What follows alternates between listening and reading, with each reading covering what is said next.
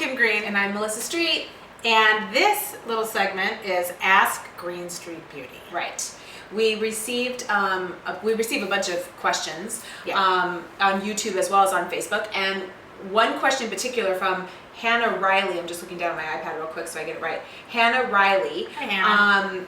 She would like to know, this is a very good question, regarding client care, people who sit in your chair. So this is obviously a professional makeup artist who, so this is sort of answering a professional makeup artist question. Right. And if you're not a professional makeup artist, it might be interesting. Right. Anyway. Tips on keeping professional and making your client feel comfortable in your chair. Things you never do and things you always do. Take it away. Okay. Well, the first thing I do when I have a new actor in my chair that I've met, somebody that I've never met before in my life, even or a model or whatever it is, I always say, is there anything that you are allergic to? Anything that you specifically love or hate? You know, some people like hate doe eye eyeliner. You know, like where the eyeliner comes up.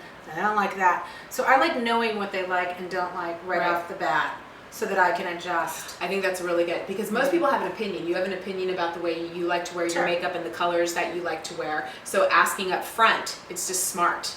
And I think it's really important. I think a lot of artists sometimes can get very ego-y about their about what they're doing, and it's their way or the highway. Well, I don't really believe that way. I think that it's a team effort, and I don't want them to call all the shots, obviously, because you need to bring something as a professional to the table, but you don't want to be the one that's like, it's my way or forget it, because they're just going to get defensive. And you know what I always think of is like when I go to get my hair cut at you know, a hair salon, I want to be part of the equation. I may not want my hair short. So if somebody is saying, well, I'm going to cut it all off, you know, I will immediately go into defense mode. So absolutely. In other words, I'm being empathetic with my client sitting in my chair. What do you love? What do you hate? And sometimes just by asking those questions, they'll let go. You know, they breathe a sigh of relief. Because they know you're not just going to take over and do something that they're not comfortable with. Exactly. And I think it's smart too, what you said in the beginning too, about asking them about allergies. So incredibly important. And some people also have an aversion to certain kind of smells, like lavender. Some people don't like it. Some people don't like rose fragrances. You know, and we have a lot of products in our kits that, you know, have all kinds of different things in them. Latex, they can have silicones in them they can be allergic to, and they also could have a fragrance that they don't like. And by the way, on that note, I always tell, if I'm department heading, I always tell the people in the trailer, please don't wear a lot of perfume. Well, first of all, I'm allergic to it, sadly, but you don't know if somebody sitting in your chair doesn't like lavender or like, you know, tuberose or whatever it is that you put on. And you could be actually hurting yourself because that client's like, oh, I liked her, or him, but I really didn't like the smell that they were putting off or whatever. So I always say don't wear any perfume or cologne. It's way safer that Even sometimes like scented lotions can even be even hand sanitizer can be overwhelming. It can be. It can be. And I know you want to be an individual and you want to have your own, you know, essence or whatever, but do that on the weekends or do it at another time. But at work, I think you're safer not having any fragrance. Yeah, I think so. A couple of things that I always do. I always make sure that I have brush cleaner and a pencil sharpener, and I specifically will clean or sanitize something in front of a client so that they can see that I'm either squirting a Beauty So Clean on my product or whatever. A lot of times when you're working with actors, sometimes you're going to use the new stuff. If you're getting a new mascara, for instance, leave it in the package and open it in front of. Always open it in front of them. They will very much appreciate it. Believe me. You can. And always, you know, if you are going to be using your own electric razors and things, you have that great cleansing spray, and you just sanitize it even in front of them or whatever. And always, and this is so important, I always keep a clean kit. And my kit is beautiful and spotless. And I've gone on shows where I've seen other makeup people and their stuff is a mess. Not just their brushes, but their products are all messy and gross. And I would not want to sit in a chair and have that person do my makeup. So please keep your kit spotless. Keep it clean. It's really very, very important.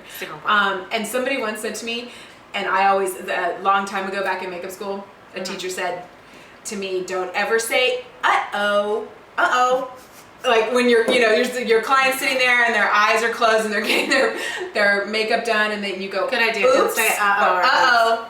don't do that, because they're gonna get really panicked that you just did something awful. And let's talk about different personalities. Okay, so when you are working with an actor or any kind of talent or a bride or whatever it is that you're doing makeup on, or whoever you're doing, it's not about you. And this is hugely important. If you walk in and you take over the space, you have to sort of judge and guide their mood because they're the client. And, I've seen people, and I've been guilty of it, where I'm in a great mood and we got music going and we're having a good time, and in walks an actor, and it's 5:45 in the morning and they're tired, or they've got a very serious scene coming up. We immediately know to stop laughing, stop being crazy, turn the music down, and just be professional. And you and seriously, if they're in a really great mood and they're laughing and having fun, then bring your mood up to their situation. I had an interesting thing.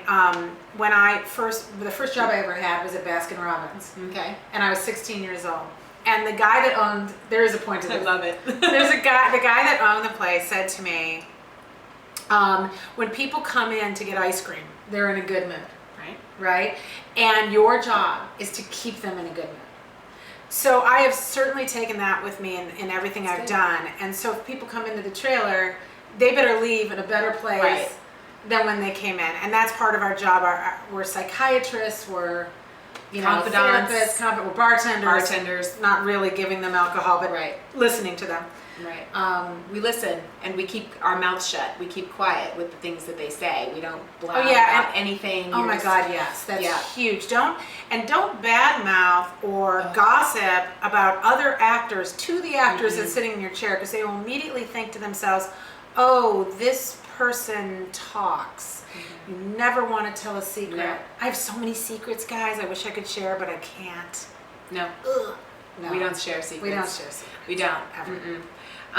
But yeah, you have to read. No, but I think reading people is very important. You have to become that kind of, as you get older and you're working and you're becoming a seasoned artist, you'll more understand what we're saying about reading how other people feel, and artists like what Kim and I do.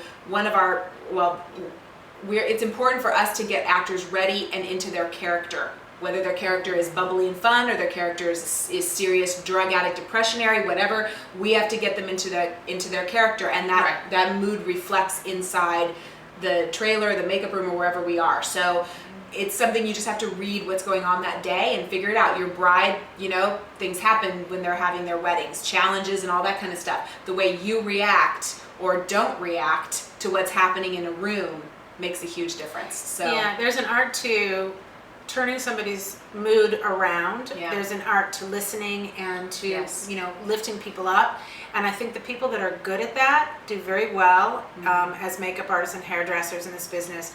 People that come from it's all about them, and they're all about their ego and all about them again.